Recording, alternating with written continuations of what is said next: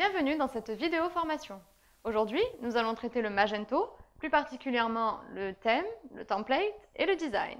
Guillaume va vous expliquer plus en détail. Merci Sophie. Nous allons voir comment modifier le Magento, comment modifier le design de la homepage, la liste de produits, la fiche produit, le checkout process, le panier, les emails transactionnels. Nous allons parler des blocs, des layouts. Nous allons également aborder des sujets plus techniques au niveau du code sur l'agencement des designs. Vous allez pouvoir également modifier votre template en fonction des saisonnalités pour Noël, pour la fête des mères, la fête des pères, changer le design sur une fiche produit que sur une catégorie. Cette vidéo formation est composée de plusieurs chapitres. Bonne formation! Commençons tout de suite avec une petite explication concernant les templates et les thèmes Magento. Comme vous le savez, ou comme vous l'avez peut-être déjà entendu, Magento est capable de gérer plusieurs sites web avec plusieurs magasins, aussi appelés boutiques en ligne, et plusieurs vues magasins. Alors, petite explication. Le site web est constitué de une ou plusieurs boutiques qui partagent les mêmes informations. Par exemple, des produits, des clients, paniers, attributs. Cela ressemble un petit peu à un centre commercial. Le magasin, aussi appelé boutique, cela dépend des traductions qui ont été faites sur Magento, peuvent avoir des paramétrages différents tout en héritant des réglages par défaut du site web. La boutique est associée à une catégorie racine que vous retrouverez dans le menu Catalogue, Gérer les catégories. La vue magasin, quant à elle, est principalement utilisée pour créer une langue. Par exemple, pour mettre une vue française de la boutique vente de bracelets ou pour mettre une vue anglaise de la boutique vente de bracelets. Comme on voit dans le schéma, j'ai ici deux magasins ou boutiques. Donc en l'occurrence, mon magasin vente de bracelets en français sera associé à la catégorie pour ce qui est du magasin, donc la catégorie. On va le voir donc tout de suite. Si je viens dans mon site, dans la catégorie du back-office catalogue, gérer les catégories, ici on va voir que j'ai ma catégorie boutique FR. D'accord, c'est celle qui nous intéresse, catégorie racine. Si je viens dans l'onglet système, gestion des magasins, ce qu'on a vu donc dans notre PowerPoint, les magasins aussi appelés boutiques, ici je vais avoir le nom du magasin Wuzu Bracelet. D'accord, et on va voir que ma catégorie racine est associée à boutique FR. J'aurais pu lui donner un autre nom en l'appelant tout simplement Wuzu Bracelet ou simplement bracelet. Donc pour faire simple, on va mettre simplement le mot bracelet ici. J'enregistre, je reviens pour vous spécifier une autre information. On voit également la vue française, ce que je vous expliquais. Donc j'ai fait une vue français. Je peux revenir dans le catalogue, gérer les catégories, modifier ma catégorie boutique FR et l'appeler tout simplement bracelet pour la vente en ligne de bracelets. Sauvegarder la catégorie. Il est bien évident que tout ce qui est gestion des catégories est à créer dès le début en essayant d'avoir une architecture simplifiée pour l'internaute et pour vous, sachant qu'elle sera utile au référencement naturel et qu'il faudra éviter de la modifier sans arrêt. Bien que Magento fasse des redirections 301, on en parlera plus tard dans d'autres formations, donc des redirections des catégories des URL sur les nouvelles URL, il faut éviter de trop modifier votre arborescence. Donc pour revenir à notre présentation dans la partie système, gestion des magasins, on voit que j'ai un main website. Main website, c'est le Magento. À l'intérieur, j'ai un magasin ou boutique bracelet avec une vue magasin français. Continuons un petit peu la structure pour comprendre d'autres scénarios. Par exemple, je peux avoir un site web, site, avec 4 magasins et une vue par magasin, en l'occurrence un site de vente de bracelets, un vente de montres, etc. avec chaque boutique ou chaque magasin sa propre vue en français. On peut également avoir un website avec un magasin, vente de bracelets, vente de montres, avec pour le magasin vente de bracelets une vue en français et une vue en anglais. La vue la plus utilisée sera évidemment le français pour un site en français. Voici donc maintenant le scénario le plus courant. Le scénario le plus courant que nous avons dans Magento, c'est celui-ci.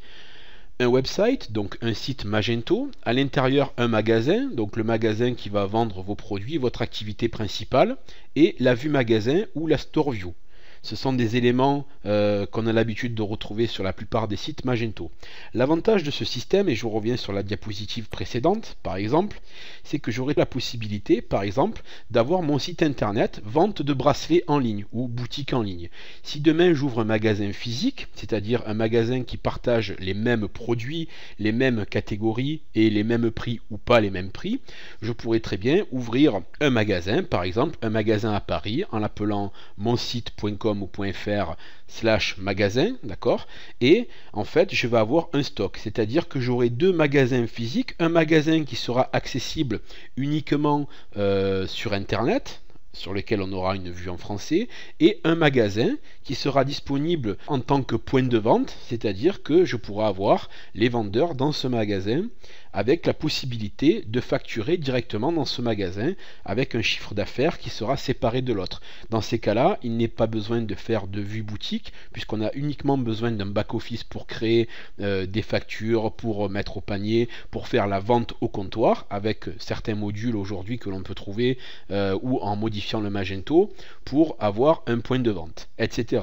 Je peux également décider de séparer mes activités, par exemple faire un site dédié sur la vente de bracelets, un site dédié sur la vente de montres, comme le montre l'exemple, des sites bien séparés. On peut également pousser beaucoup plus loin la personnalisation, on le verra dans des vidéos futures, en utilisant des noms de domaine différents pour chaque magasin. Nous venons donc de voir les différents réglages possibles. Pour concrétiser ce que je viens de vous parler, je vais créer un magasin, par exemple, que je vais déclarer sur main website. Je vais l'appeler montre, tout simplement. Je vais choisir la catégorie racine, donc j'avais préalablement créé dans ma catégorie catalogue, gérer les catégories, une catégorie racine qui s'appelle montre. Alors concernant les catégories, je vous rappelle que les catégories racines sont dédiées à des boutiques ou des magasins et que les catégories de votre site seront des sous-catégories de la catégorie racine.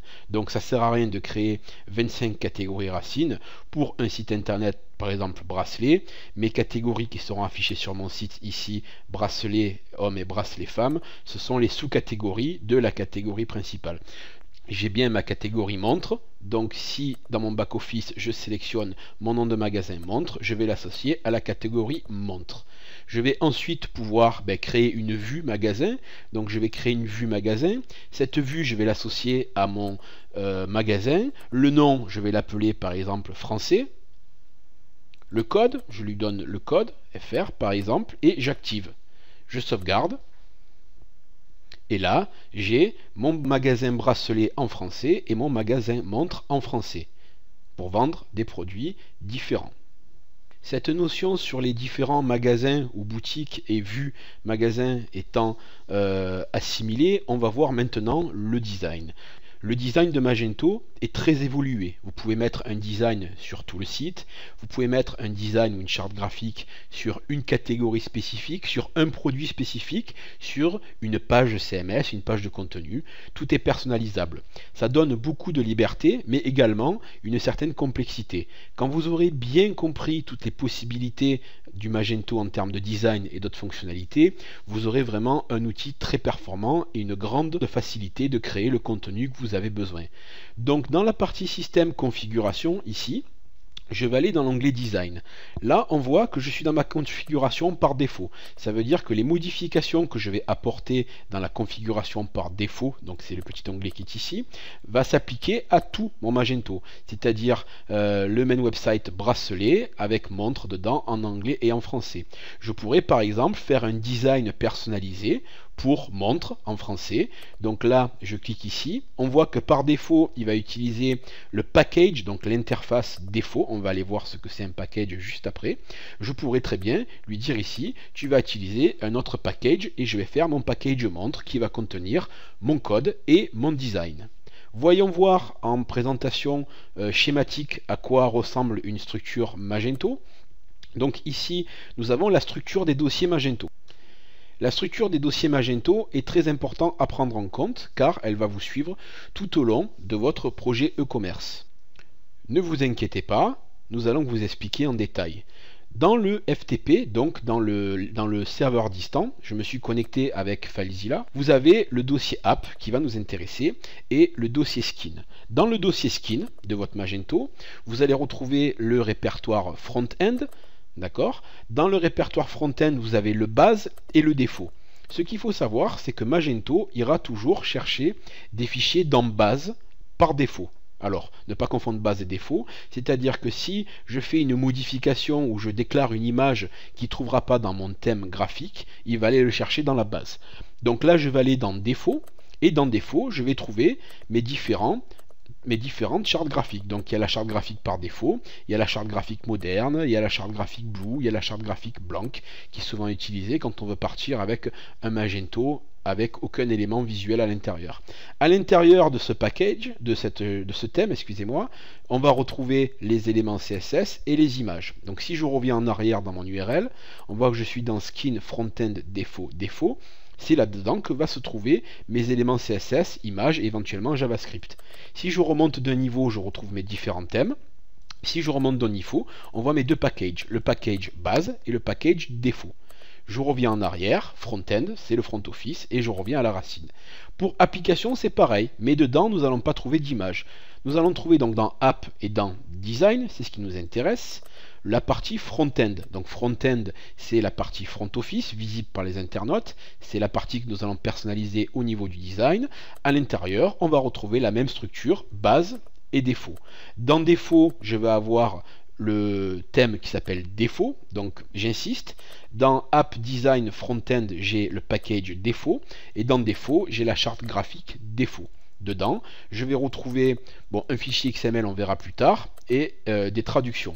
Donc là, en l'occurrence, Magento, quand il va aller chercher un élément dans défaut, il ne va pas trouver les autres répertoires nécessaires et il va aller chercher dans base. Donc si je reviens dans base, ici, dans défaut, je vais avoir les fameux layouts, on va en parler dans le chapitre suivant, et je vais avoir mes templates avec les différents éléments. Par exemple, si je veux aller dans le panier, je vais aller dans checkout, qui se trouve ici, et là j'ai mon carte.phTML, donc le PHTML, je vais l'éditer, il va s'ouvrir, hop, je dis oui, ouvrir, voici mon fichier de panier, donc je pourrais modifier mon panier. Donc là je suis dans base défaut template checkout carte.phTML, sachant que Magento ira toujours chercher ce fichier. Pour modifier mon fichier carte.phTML, je vais faire simple, je vais revenir tout simplement dans défaut si je n'ai pas de dossier, ou je pourrais par exemple créer un nouveau dossier que j'appelle mon thème, je vais l'appeler mon thème. OK. Dans le répertoire mon thème, je vais faire le répertoire template. Et dans mon répertoire template, je vais créer mon répertoire checkout. Avec une faute, sans faute ça marchera mieux. Et dans checkout, je vais créer le fichier carte.phTML en reprenant le contenu qui se trouve dans base checkout carte.phTML et en modifiant mon design. De telle façon à ce que si j'applique mon design dans mon Magento, pour mon panier, il va utiliser ce fichier. Mais pour tous les autres fichiers qu'il ne va pas trouver, il va aller le chercher automatiquement dans défaut et dans base. Revenons donc à la structure. Comme je vous l'ai expliqué, il y a deux dossiers principaux, le dossier app, application, et le dossier skin, design. Dans skin, on a front-end. Ensuite, dans front-end, on a deux packages, le package par défaut et le package base. Par exemple, ici, je vais avoir le thème défaut. Donc le thème défaut, c'est celui-ci, le thème par défaut de Magento. Et on voit également que j'ai dans le package défaut un thème moderne. Ce thème moderne, on va aller le voir tout de suite. J'insiste bien sur les différents répertoires. Si je retourne donc dans mon site, ici, je peux aller dans système gestion du design, ici, et je vais ajouter un nouveau changement de design. Et je vais dire à mon Magento, utilise, donc pour le magasin, donc par exemple français boutique de bracelets, ici, le défaut donc on voit le mon thème que j'ai créé tout à l'heure, hein, on va utiliser le thème moderne et je vais sauvegarder. Si je reviens sur ma page d'accueil et que j'actualise avec F5 ou en appuyant sur rafraîchir, F5, on voit que le design a changé. Donc là, j'utilise les fichiers qui se trouvent dans le répertoire skin, frontend, défaut, moderne. Mais qu'est-ce qu'il y a dans moderne? Allons voir tout de suite dans le FTP. Donc dans mon répertoire skin, là où je mets mes éléments visuels front-end, défaut, moderne, ici je vais avoir du CSS et je vais avoir des images. Ensuite, dans le dossier app, je vais avoir app, design, front-end, défaut, moderne, et là je vais avoir par exemple mes templates. Mes templates, donc je vais avoir la partie catalogue, la partie recherche, la partie commande, la partie newsletter, la gestion des pages avec les colonnes, le footer et le header. Et là on voit par exemple que dans la gestion des pages, j'ai uniquement un design personnalisé pour le design en 3 colonnes, c'est-à-dire colonne de gauche, colonne du milieu et colonne de droite. Alors il manque des éléments. Comment fait Magento pour m'afficher? Là on voit qu'il m'affiche un design avec 2 éléments. En fait, il va tout simplement aller chercher dans le base. C'est-à-dire que ici, il va chercher on va dire le one column, mais il ne le trouve pas. Donc si je modifie manuellement l'URL, Magento va chercher d'autres fichiers qui ne sont pas dans mon thème graphique de mon package défaut. Il va aller automatiquement le chercher dans base. Donc si je tape dans mon URL ici base, pour le package base, et que dans base je vais lui dire défaut, D-E-F-A-U-L-T, / template / page, entrée, on voit qu'il y a les autres éléments. Donc comme dans mon template moderne, j'ai bien le fichier PHTML 3 colonnes, il va utiliser le fichier de mon thème, et pour tous les autres éléments, il va venir taper ici. Alors, je vous dis un petit peu des bêtises. En fait, Magento va d'abord aller chercher dans défaut et après dans base défaut. Ça permet d'avoir une sécurité supplémentaire. Mais vous l'aurez compris, c'est un système d'héritage. Donc, pas besoin de tout recréer. Il vous suffit simplement de recréer le package et le thème qui vous intéresse. Vous pouvez utiliser le package défaut et dedans, donc ici, je reviens à la racine ici, donc je suis dans front-end, là j'ai le package défaut et dedans je peux créer mon thème comme je l'ai fait tout à l'heure avec mon template. Et bien c'est pareil pour le répertoire skin, là va se trouver les éléments, je viens dans skin, je viens dans front-end, là j'ai défaut, dans défaut j'ai moderne, il me suffit simplement de créer mon dossier mon thème. Ici, tout simplement. Je regarde ce qu'il y a dans moderne, il y a du CSS et des images. Si je veux utiliser le thème qui s'appelle mon thème, je vais récupérer le CSS de Magento, je ne vais pas tout recréer, il y a énormément de lignes. Le style est ici, on va le regarder vite fait. Vous voyez, donc il y a 1700 lignes, donc il y a beaucoup d'éléments. Je ne vais pas m'embêter, je vais le copier et aller le coller dans mon répertoire mon thème. Pour résumer, nous avons un répertoire app design frontend, dedans les packages, dans les packages les thèmes, et pour le répertoire skin on a frontend, on n'a pas la partie design puisque skin c'est déjà skin, donc en fait c'est comme si on enlevait le app, donc design est égal à skin, frontend est égal à frontend, et ensuite défaut est égal à défaut, défaut est égal à défaut, moderne est égal à moderne, et base est égal à défaut. Vous voyez par exemple ici, j'ai dans le skin base défaut les éléments JavaScript, et on voit que dans mon terme moderne, il n'y a pas d'éléments JavaScript supplémentaires. Vous avez maintenant plus d'informations concernant les templates Magento, les thèmes et les différents magasins ou boutiques avec des vues spécifiques. Ces informations sont importantes pour bien comprendre la structure Magento. Ne vous inquiétez pas s'il y a des notions que vous n'avez pas encore assimilées. Cette vidéo concernant les templates et les thèmes m'a souvent été demandée. Il y a donc à peu près 10 chapitres. Le prochain chapitre va traiter les layouts, les blocs et les changements de skin. Merci de votre attention.